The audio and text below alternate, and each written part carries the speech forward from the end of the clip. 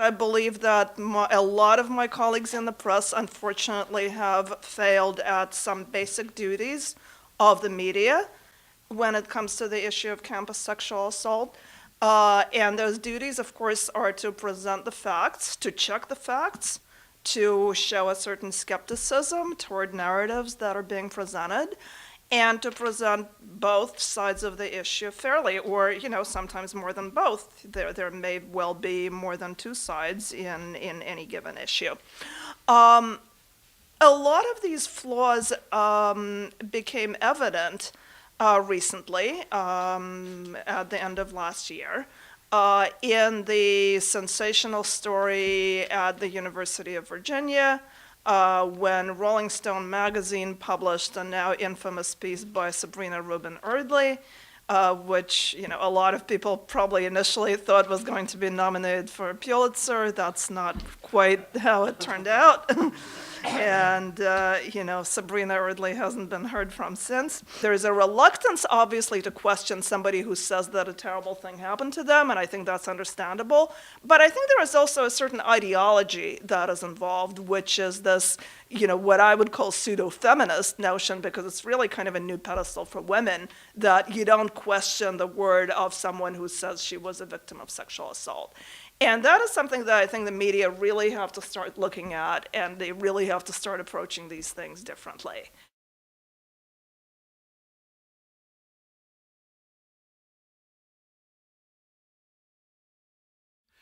I'm very concerned that students who are accused of date rape and other sexual assaults on campus are being illegally denied their rights as established and protected by the U.S. Constitution, primarily due process. Fortunately, there appears to be a rather simple solution, which also happens to be my motto: sue the bastards. And that's what I'm going to be talking about. More specifically, if a state school, and it has to be a state school, refuses to provide the fundamental constitutional protections established under our U.S. Constitution and primarily under the Due Process Clause, and that includes, at a minimum, the right to an impartial hearing at which the student is permitted to know the evidence against him and to cross-examine his accuser and other relevant witnesses, and possibly even to have an attorney. Not only the colleges,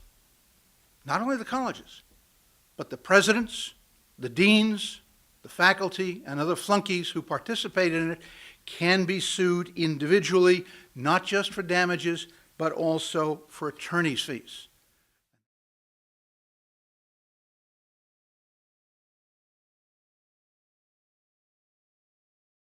I had a student who was just found not responsible for the claims against him in a tribunal. However, part of the claims against him was stalking. However, in the final report, the panel, in their finding of fact that there was no stalking, nevertheless tips its hat to the accused and kind of apologizes. And they say, though the panel is sympathetic to the accuser's experience and appreciate her distress, we find that the student didn't stalk. Well, then where's the distress coming from?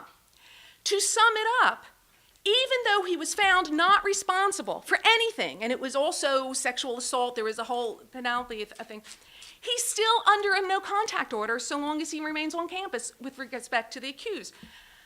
He still has stink on him. There is no innocence here. So if you come in with a presumption, you wind up with a presumption of victimhood. What you wind up with, what you're really dealing with, is a presumption of guilt. He never can achieve innocence under this system. Even if he's found not responsible, they can't find a single fact against him. We say, well, listen, even under preponderance of evidence, we couldn't find you faulty of anything, no contact order. Okay, so that's what we're dealing with.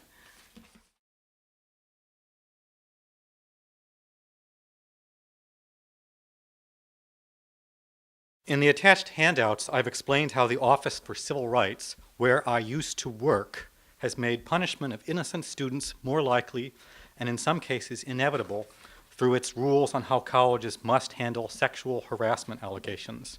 which cover both verbal harassment and sexual assault. For example, in recent investigations, OCR has required colleges to impose interim measures against accused students before they ever receive a hearing on the charge against them, measures that can include expulsion from a dorm and classes shared with the accuser. In its April 2011 Dear Colleague letter, OCR instructed colleges to restrict cross-examination, even though the Supreme Court has declared that cross-examination is the greatest legal engine ever invented for the discovery of truth. It also ordered colleges to abolish the clear and convincing evidence standard that once was the norm in college discipline. OCR also has recently required some investigated colleges to conduct individual complaint reviews for all allegations in past academic years to see if the college took steps against harassment in each case. That creates the risk of students being investigated all over again for an offense the college previously found them not guilty of, much like double jeopardy.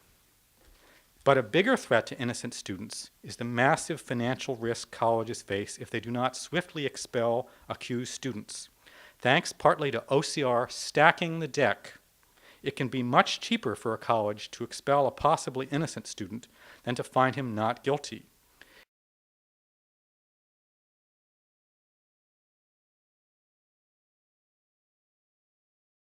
So now, another presumption that's coming up through the affirmative consent policy is that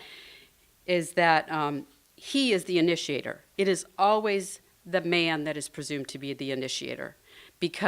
And what falls from being the initiator is then he's responsible to obtain her consent. He's responsible to ensure she's not intoxicated or incapacitated, he's responsible for his own intoxication as well, and he's not allowed to use his own intoxication for his excuse, as an excuse for him misreading her consent.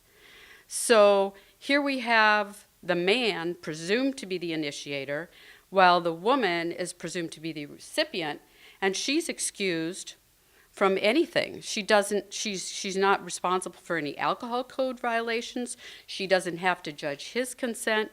She doesn't have to judge her own consent. And worst of all, her intoxicated or impaired judgment is relied upon to find him guilty.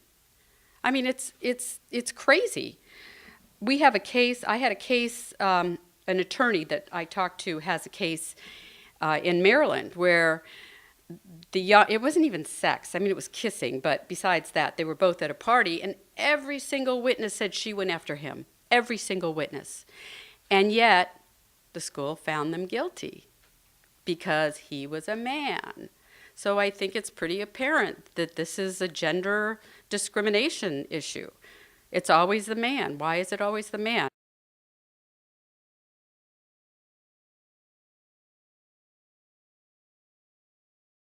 And I was standing in line, and there were these two sorority girls standing in front of me.